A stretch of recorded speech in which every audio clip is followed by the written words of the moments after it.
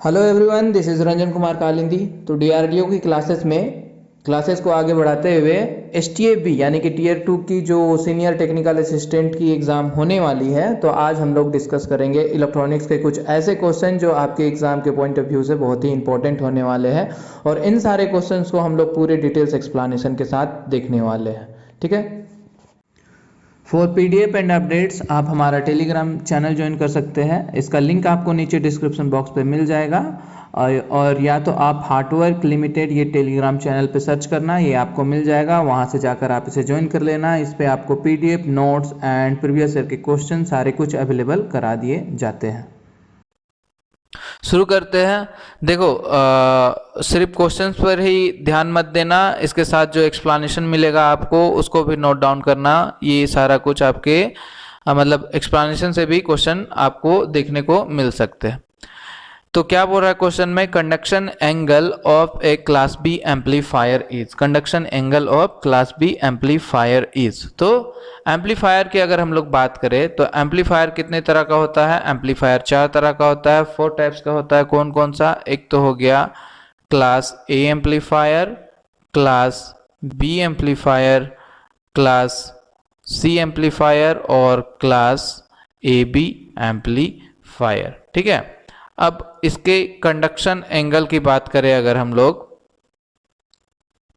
Conduction angle की बात करें, ठीक है, तो कंडक्शन एंगल क्लास ए का क्या हो जाता है 360 डिग्री, क्लास बी में 180 डिग्री और क्लास सी का लेस देन 180 डिग्री होता है और क्लास ए बी का ये बिटवीन होता है ए और बी का, यानी कि 180 डिग्री टू 360 डिग्री। तो ये है कंडक्शन एंगल सारे एम्पलीफायर का। तो कोई सा भी एम्पलीफायर से आपको सवाल पूछा जा सकता है। यहाँ पे हमसे क्या पूछा क्लास बी के बारे में, तो क्लास बी का क्या हो जाएगा 180 डिग्री, ऑप्शन बी। अब कभी कभी क्वेश्चन आपको पूछा जाता है इफिशियंसी के बारे में, क्लास ए में क्या इफिशियंसी होता है, क्लास बी का क्या इफिशियंसी है, इस तरह का। तो इफिशियंसी भी देख लेते हैं। ये होता है क्लास ए का 50%, क्लास बी का 78.5%, क्लास सी का अप्रोक्स 100% होता है और क्लास ए बी जो है ये इसी तरह ए और बी के बिटवीन रहेगा, यानी कि 50% टू 78.5%। तो इसे भी आप ध्यान रखना, इससे भी क्वेश्चन बनते हैं। ठीक है, बढ़ते हैं आगे। क्या बोला, the number of output pins in 8085 micro processor is. Output pins के बारे में पूछा है।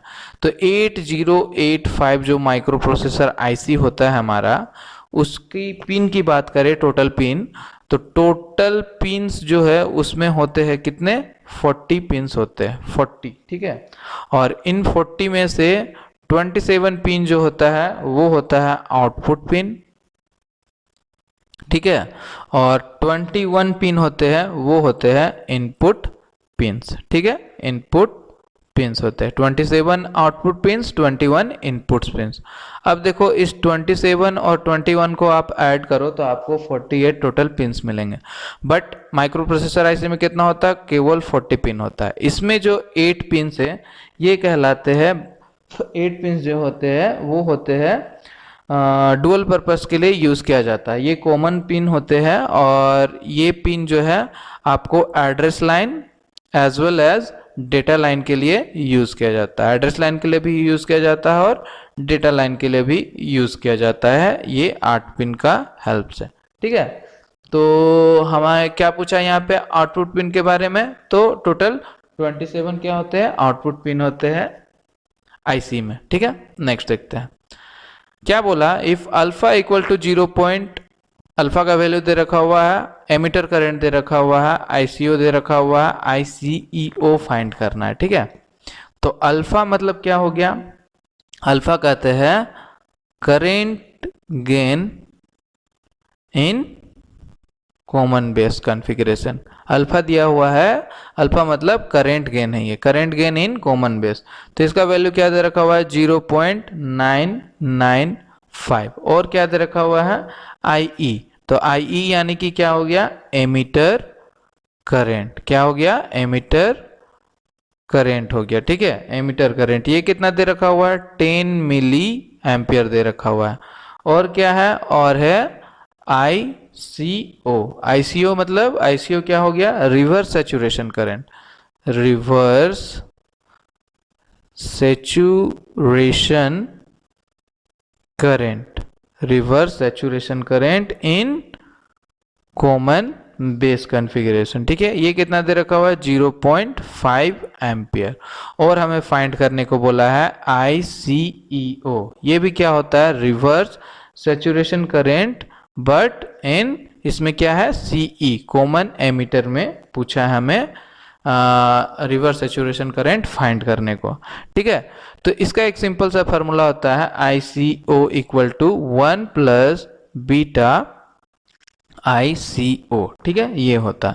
अब देखो बीटा तो हमें पता नहीं है, बीटा भी क्या है, करंट गेन ही है। बीटा हमें पता नहीं है, अल्फा पता है। तो बीटा और अल्फा का एक रिलेशन होता है, beta equal to alpha divided by 1 minus alpha.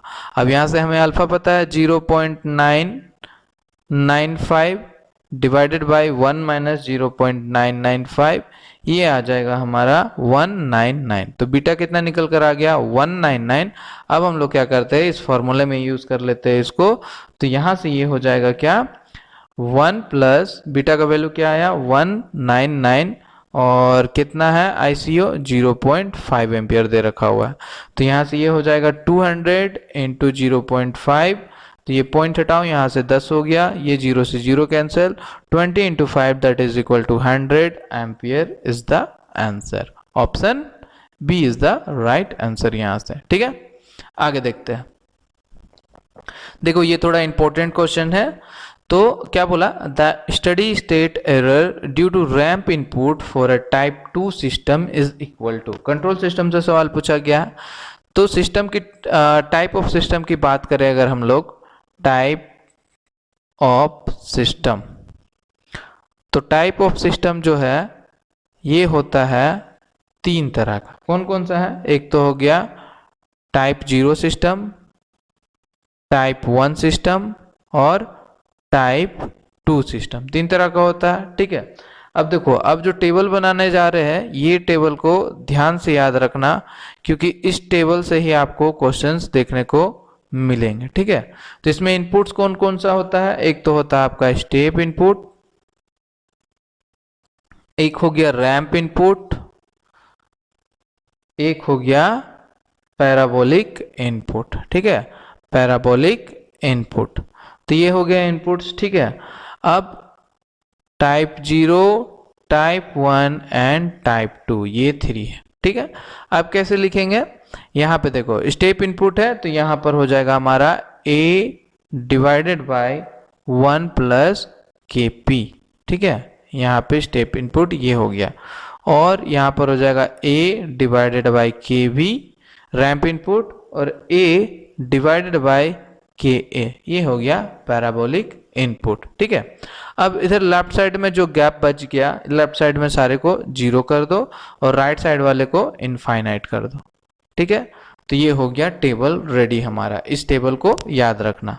अब देखो, अब क्वेश्चन में हमें क्या बोला, ये है पूरा क्या, स्टडी स्टेट एरर के बारे में।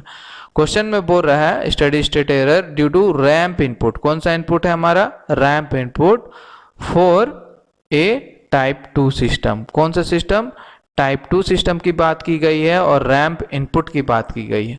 तो टाइप 2 सिस्टम में रैंप इनपुट कौन सा हो गया, इनपुट हमारा क्या हो जाएगा, स्टडी स्टेट एरर, वो हो जाएगा 0। Option A is the right answer. ठीक है, आगे देखते हैं।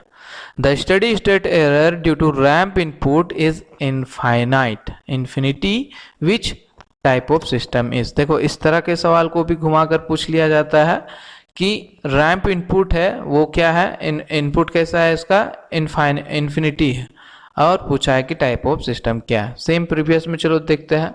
तो रैंप इनपुट की बात की गई है, रैंप इनपुट कहाँ है, रैंप इनपुट ये हो गया। ठीक है, रैंप इनपुट, और क्या बोला कि रैंप इनपुट है और इनपुट इनफाइनाइट है। तो इनफाइनाइट कब हो रहा है, यहाँ पर हो रहा है इनफाइनाइट।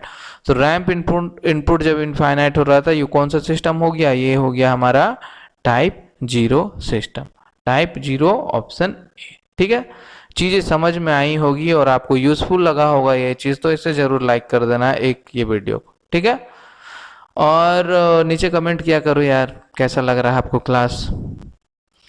नेक्स्ट देखो, if the maximum deviation in WBFM यानी कि wide band FM is 75 kilo hertz and maximum modulation frequency is 15 kilo hertz, the maximum required bandwidth is. ठीक है, तो बैंडविड्थ हमें फाइंड करने को बोला है। यहाँ किसकी बात की गई है? वाइड बैंड FM की। गिवन क्या है हमें? देखो सबसे पहले तो गिवन लिख लो। गिवन है वाइड बैंड FM की बात की गई है। वाइड बैंड FM में फ्रीक्वेंसी डेविएशन यानी कि मैक्सिमम डिविएशन जो है वो हमें दे रखा हुआ है del f equal to 75 kilohertz. ठीक है, फ्रीक्वेंसी डेविएशन कितना दे रखा हुआ है? 75 किलो हर्ट्ज। और क्या दे रखा हुआ है? मैक्सिमम फ्रीक्वेंसी भी दे रखा हुआ है। मैक्सिमम फ्रीक्वेंसी कितना दे रखा हुआ है?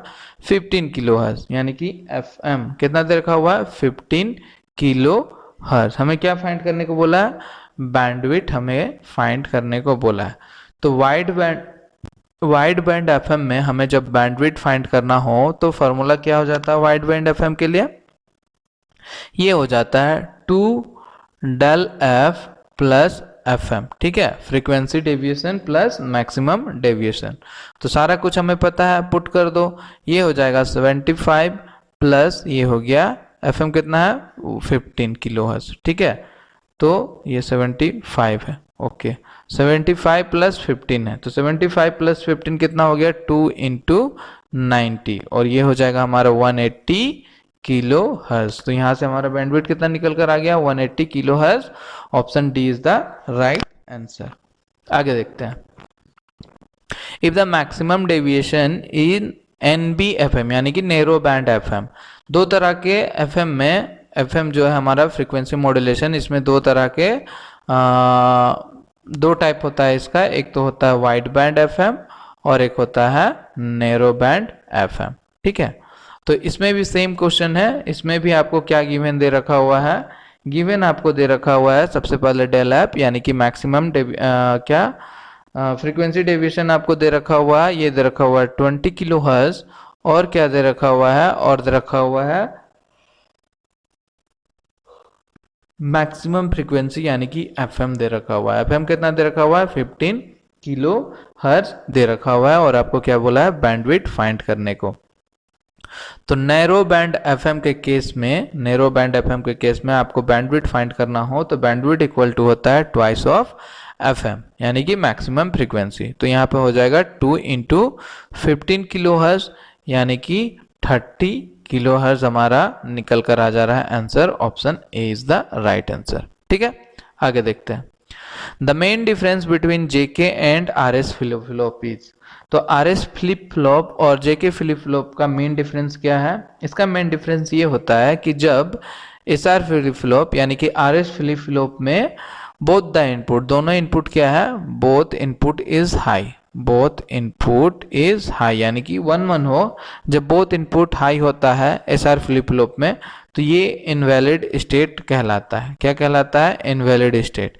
जब दोनों इनपुट हाई हो, 1-1 हो, तो SR क्या करता है? इनपुट को एक्सेप्ट नहीं करता। ठीक है, और JK की बात करें तो JK में जब बोथ इनपुट क्या हो? 1 हो, दोनों इनपुट हाई हो, तो ये क्या करता है? कॉम्प्लीमेंट कर देता है किसका? लास्ट स्टेट का। जो लास्ट स्टेट है प्रीवियस स्टेट को क्या कर देता है? कॉम्प्लीमेंट कर देता है।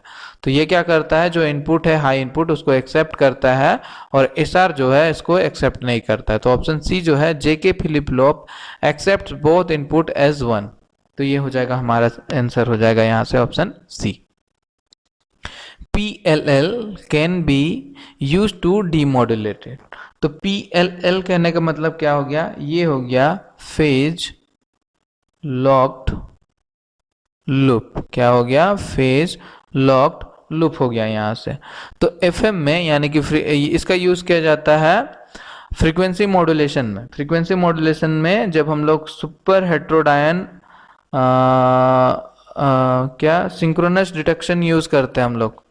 FM में सिंक्रोनस डिटेक्शन यूज किया जाता है डीमॉड्यूलेशन के लिए, सिंक्रोनस डिटेक्शन। तो उस केस में इसका यूज किया जाता है PLL का। तो FM में हम लोग यूज करते हैं किसे?